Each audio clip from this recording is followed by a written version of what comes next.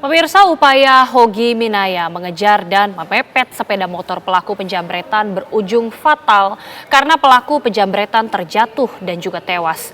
Tindakan Hogi dalam situasi spontan untuk membela istri juga harta bendanya rupanya dinilai aparat penegak hukum sebagai kelalaian yang menyebabkan kecelakaan yang merenggut nyawa seseorang.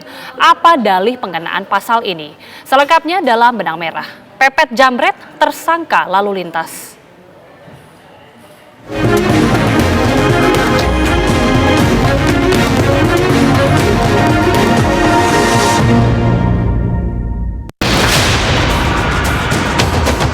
Tindakan pengemudi mengemudikan kendaraan di jalan telah mengabaikan kaidah berlalu lintas dengan cara memepet dan mengemudikan kendaraan dengan kecepatan tinggi. Tentu saja kami shock, kaget kenapa ditetapkan jadi tersangka.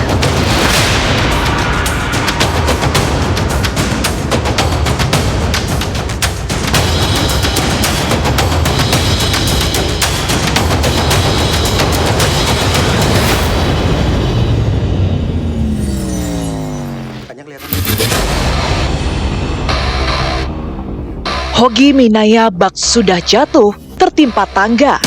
Upaya Hogi membela istrinya Arista Minaya yang menjadi korban penjamretan pada April 2025 lampau di Jalan Solo, Maguwo Harjo, Sleman, Yogyakarta justru mengantarkannya menyandang status tersangka. Hogi disangkakan pasal 310 ayat 4 dan pasal 311 Undang-Undang Nomor 22 Tahun 2009 tentang lalu lintas dan angkutan jalan.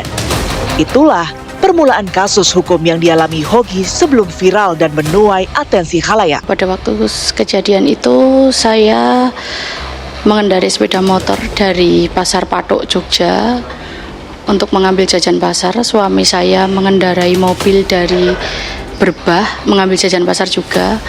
Kemudian kami tidak sengaja bertemu di jembatan Layang Janti itu, tidak sengaja ketemu. Kemudian pada waktu turun jembatan Janti itu di sekitar jembatan Transmart itu saya dijambret dipepet dari sebelah kiri. Kemudian tas saya dikater,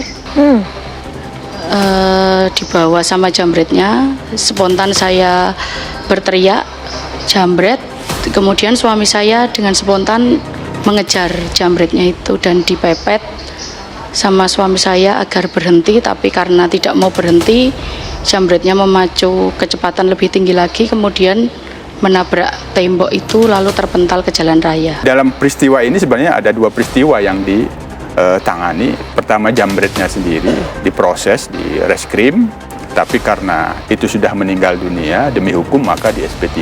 Baik. Nah, baru urusan kecelakaannya ini kan di lantas. Nah, di lantas. Nah, cuman ya sangat disayangkan gitu. Sebenarnya kalau dilihat dari sementara apa yang dijelaskan sekali lagi oleh Ibu Arista tadi, terlihat motifnya itu adalah pembelaan. Ya, untuk menyelamatkan harta bendanya. Sebenarnya apa yang membuat Hogi menjadi tersangka?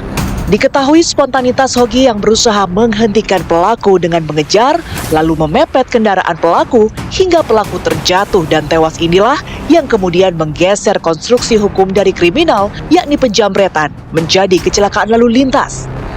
Beberapa unsur yang dianggap menjadi pertimbangan, seperti insiden terjadi di jalan umum menggunakan kendaraan bermotor dan mengakibatkan korban meninggal dunia. Terjadinya kontak antar kendaraan mengarahkan perhatian aparat penegak hukum pada akibat peristiwa lalu lintas yang menimbulkan korban jiwa ketimbang perkara penjamretan sebagai tindak pidana utama. Penyidik juga telah memeriksa saksi ahli dari Balai Pengelola Transportasi Darat kelas 2 Daerah Istimewa Yogyakarta, di mana ahli menyampaikan bahwa tindakan pengemudi mengemudikan kendaraan di jalan telah mengabaikan kaidah berlalu lintas dengan cara memepet dan mengemudikan kendaraan dengan kecepatan tinggi, sehingga dapat dikategorikan mengemudikan dengan tidak wajar.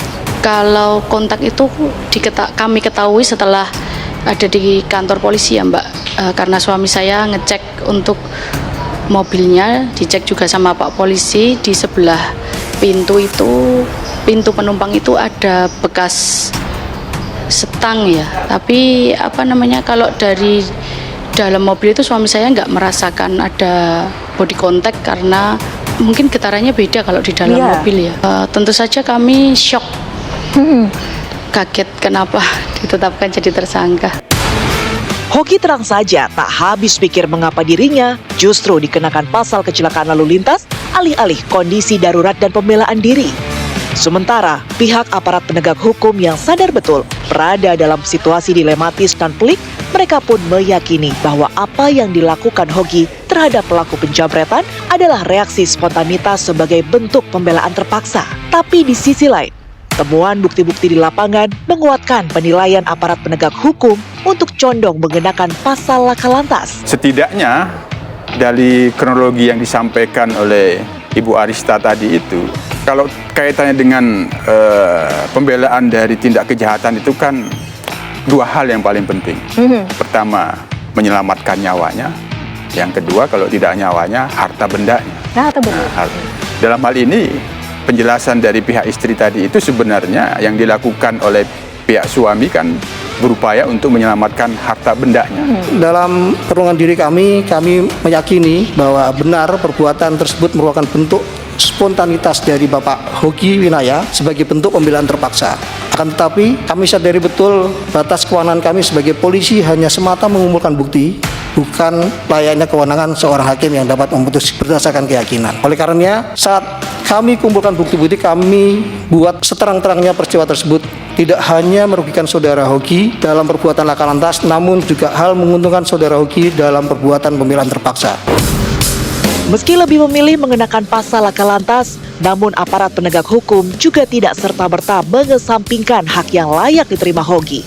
Mereka pun tetap mempertimbangkan dalih perbuatan pembelaan terpaksa yang meringankan Hoki, seperti mengabulkan permohonannya agar tidak melakukan penahanan, tapi sebagai tahanan luar walau dengan gelang GPS berlingkar di kaki. Untuk ini pula ketika kami terima permohonan tidak dilakukan penahanan dan pinjam pakai barang bukti dari pemohon oleh saudara Hoki, kami pertimbangkan adalah selagi masih batas kewenangan kami kami